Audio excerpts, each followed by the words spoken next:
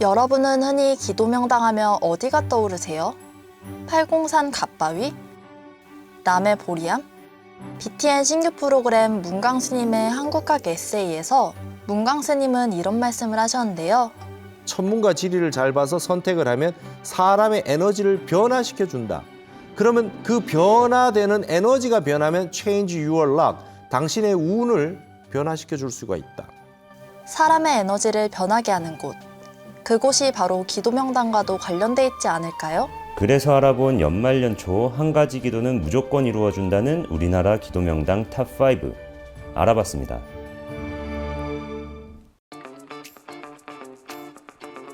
영험한 기도 노량 5위, 바로 선운사의 도소람입니다. 백제 위덕왕 때 창건된 1000년 넘은 사찰인데요.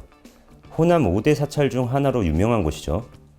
게다가 이곳은 미륵불과 지장보살을 함께 모신 세계에서도 단 하나뿐인 성지인데요. 도소람의 역사는 무려 1500년 전으로 거슬러 올라갑니다. 당시 고승 검단선사가 미륵신앙을 기반으로 이곳에 터를 잡았다고 하는데, 그 이후로 도소람은 미륵불의 도래를 기다리며 중생의 염원과 기도를 모으는 특별한 장소로 자리 잡았습니다. 선운사에서 도소람으로 올라가는 길은 그냥 걷기만 해도 마음이 차분해지는 느낌입니다. 길을 걷다 보면 신라 진흥왕과 관련된 석굴, 진흥굴이 눈에 띄는데요. 이곳은 왕위를 내려놓고 불교에 귀의했던 진흥왕이 여생을 보낸 곳이라고 하죠. 불교에 대한 진흥왕의 깊은 염원이 지금도 느껴지는 것 같죠? 도소람에 도착하면 제일 먼저 극락보전이 반겨줍니다.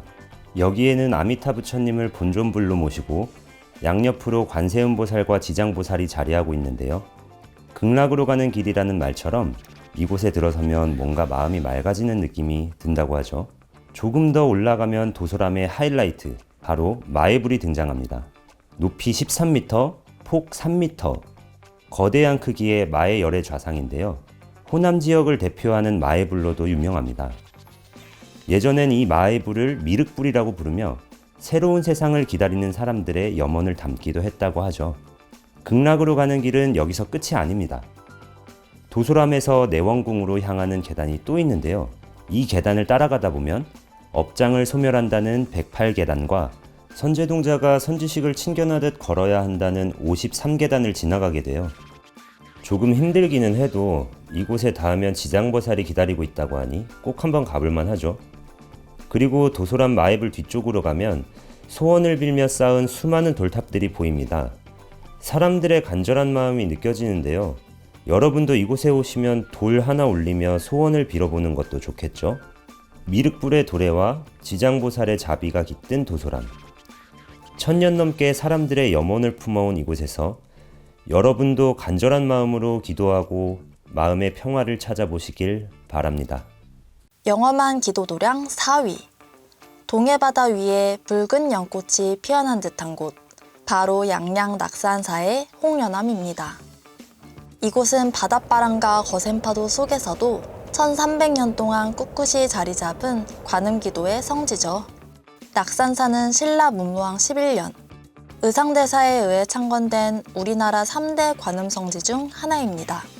그 중에서도 관세음보살님의 가피가 깃든 원통정과 홍련암이 특히 유명합니다.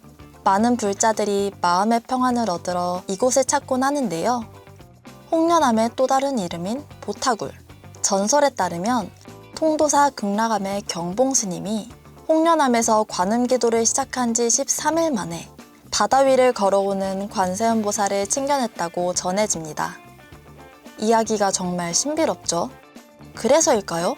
홍련암은 단 한 가지 소원은 꼭 들어준다는 기도처로 유명합니다. 법당 바닥에 있는 작은 구멍을 통해 보이는 관음굴도 꼭 한번 보셔야 할 신성한 장소입니다. 낙산사 관음전에는 불상을 따로 모시지 않았습니다. 대신 16m에 달하는 거대한 해수관음상이 그 역할을 대신하는데요. 이 해수관음상은 낙산사의 상징이자 보기 드문 수작으로 평가받는 명물입니다. 소원이 이루어진다는 이야기가 끊이지 않죠. 홍련암에서 멀리 바라보면 낙산사의 또 다른 명소, 의상대가 보입니다. 의상대는 1925년에 의상대사를 기리며 세워진 정자로 스님이 참선하던 자리인데요. 관동 8경의 하나로 손꼽히며 동해 제1의 해맞이 명소로도 유명합니다. 그리고 이곳을 더 특별하게 만든 이야기가 있는데요.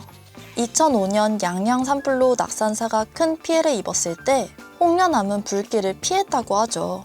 많은 분들이 이를 관세음보살님의 가피 덕분이라며 홍련암을 더 신비롭고 영험한 곳으로 생각하고 있다고 합니다. 관음보살을 향한 기도의 성지로서 수많은 불자들이 마음의 안식을 찾으러 오는 수행도량, 낙산사 홍련암. 여러분도 홍련암을 방문해 간절한 소원을 빌고 관음보살님의 따뜻한 가피를 느껴보시는 건 어떨까요? 영험한 기도 도량 3위, 낙가산 보문사입니다. 삼국시대에 창건된 우리나라 3대 관음성지 중 하나인 이곳, 강화도에서 약 1.5km 떨어진 작은 섬 성모도. 이 섬의 중심에 관세음보살님이 상주한다는 보문사가 자리하고 있습니다. 보문사는 신라 선덕여왕 때 회정대사가 금강산에서 수행하던 중 관세음보살님을 친견한 뒤 그 영험한 기운에 이끌려 창건했다고 전해집니다. 보문이라는 이름도 관세음보살을 뜻한다고 하는데요. 그만큼 이곳은 불자들의 기도처로 널리 사랑받는 곳입니다. 보문사의 상징 중 하나가 바로 웅장한 마애불인데요. 높이 9.2m, 너비 3.3m의 이 마애불은 소원이 이루어진다고 전해지는 영험한 기도 장소입니다. 마애불 아래에는 신비로운 바위굴, 석실이 있는데요. 이곳엔 관세음보살상과 삼존상, 19분의 나한상이 모셔져 있어요. 신통굴이라고 불리는 이 석실은 많은 사람들이 간절한 기도를 드리기 위해 찾는 성지라고 하죠. 여기엔 흥미로운 전설도 있습니다. 신라시대 성모도에 살던 한 어부가 바다에서 22개의 돌을 건져 올렸다고 합니다. 그날 밤 꿈속에서 노스님이 나타나 그 돌상은 귀한 불상이니 명산에 모시라고 일러주셨죠. 어부는 노스님의 말대로 돌을 수레에 싣고 낙가산으로 향했습니다. 수레가 멈춘 곳에 신비로운 바위굴을 발견했습니다. 그곳에 불상을 봉안한 어부는 이후 큰 부자가 되었다고 전해집니다. 이 바위굴이 바로 보문사의 석실로 지금도 신비로운 일이 일어난다고 해서 신통굴이라고 불립니다. 1500년의 역사를 품은 낙가산 보문사, 관세음보살님의 가피와 영험함을 느낄 수 있는 이곳에서 여러분도 소원을 빌며 마음의 평화를 찾아보시는 건 어떨까요? 영험한 기도도량 2위, 바로 오대산 상원사입니다. 이곳은 수많은 불자들의 기도로 가득 찬 신성한 장소로 문수보살님이 상주하는 문수성지로 유명한 사찰이죠. 상원사는 신라시대부터 문수보살의 성지로서 오랜 세월 그 빛을 이어왔습니다. 그래서 대웅전 대신 문수보살님을 모신 문수전이 상원사의 주불전 역할을 하고 있는데요.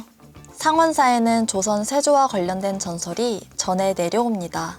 전설에 따르면 피부병으로 고생하던 세조가 오대산 계곡에서 우연히 동자승을 만났고 그 동자승의 도움으로 몸이 나았다고 합니다. 세조는 그 동자가 문수보살의 화연이었다는 것을 뒤늦게 깨닫고 문수보살님께 깊이 감사드렸다고 하죠. 이후 세조는 그 기억을 떠올리며 문수동자의 모습을 그려 좌상을 만들고 자신의 딸 부부에게 봉안하도록 했다고 전해집니다.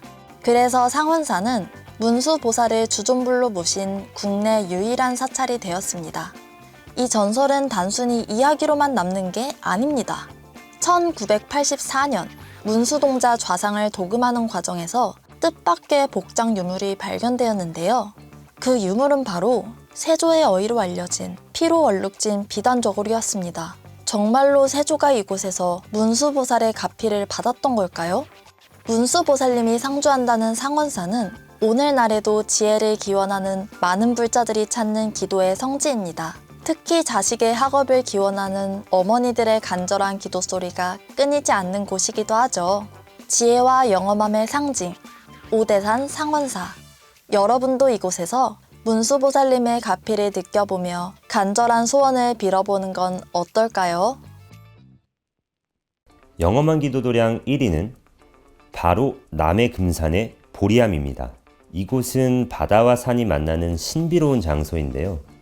마음을 치유하고 간절한 소원을 비는 사람들에게 사랑받는 성지입니다. 해발 681m. 아주 높은 산은 아니지만 주변을 둘러싼 금산의 위용 덕분에 이곳에 서면 꼭 하늘에 닿은 듯한 기분이 드는데요. 반짝이는 은빛모래 해변을 지나 금산에 도착하면 한국의 3대 기도도량으로 손꼽히는 보리암을 만날 수 있습니다. 보리암으로 들어가기 전에는 신비로운 쌍옥문이라는 바위굴을 지나게 되는데요. 이곳은 보리암의 일주문 역할을 하는 관문으로 사방이 뚫려 있어 빛으로 가득 찬 신비로운 공간입니다. 마치 돌배를 타고 세속을 떠나 새로운 세계로 들어가는 느낌을 주죠. 쌍옥문을 지나 위로 오르면 정말로 새로운 세계가 펼쳐집니다. 장엄한 불국정토와 함께 바위 절벽 위에 자리한 보리암을 만나게 됩니다. 이곳에는 1년 365일 관세음보살님이 상주하신다고 믿어지는데요. 많은 사람들이 소원을 빌며 마음의 평화를 찾으러 이곳을 찾습니다. 진정한 나를 찾고 싶거나 간절한 소원이 있다면 보리암에서 관세음보살님께 기도를 드려보세요. 풍랑처럼 일어나는 번뇌와 고통이 관세음보살님의 자비 속에서 사라지는 경험을 하실 수 있을 겁니다. 한 가지 소원은 반드시 들어주신다는 보리암 관세음보살님. 지금까지 수많은 사람들의 간절한 기도를 들어온 이곳에서 여러분도 진심을 담아 소원을 빌어보세요. 그 마음이 치유되고 평온을 찾는 시간을 경험할 수 있을 겁니다. 오늘 소개해드린 기도 명당 탑5 어떠셨나요? 연말연초를 맞아 한 가지 소원은 꼭 이루어지길 바라는 마음으로 소개를 해드렸는데요. 이곳들을 직접 방문해 여러분만의 소중한 기도를 올려보는 것도 좋을 것 같습니다. 명당의 기운이 여러분의 간절한 마음과 만나 더 큰 힘을 발휘하길 바랍니다.